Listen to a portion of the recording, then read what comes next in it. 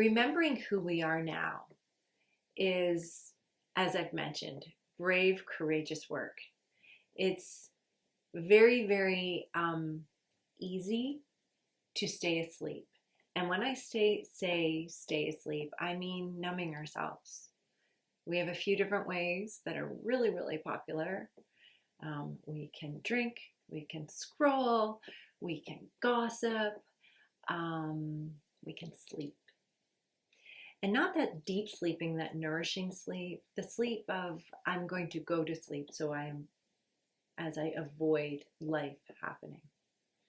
The piece about remembering who we are now is that piece of bravery and courageous work of diving in and going inward.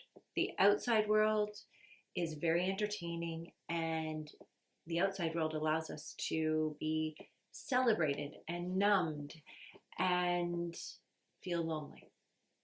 The inward work is where we can dive into the me and me and discover how to soothe ourselves, how to nourish ourselves, how to mother ourselves. And with that, I feel like there's a very big piece. The first piece of the braid is to own it, is to own our stuff, to own it and say, yeah, I was like that. Yeah, I did do that. Yeah, I did hurt. Yes, I do need to forgive. Yes, I would ask for forgiveness. Whatever that might be, it's a very important step of that braid. And then the second piece is understanding what detachment means and the importance of detaching from other people's opinions, thoughts, judgments. Now, if you're asking for an opinion, that's a whole other ballgame.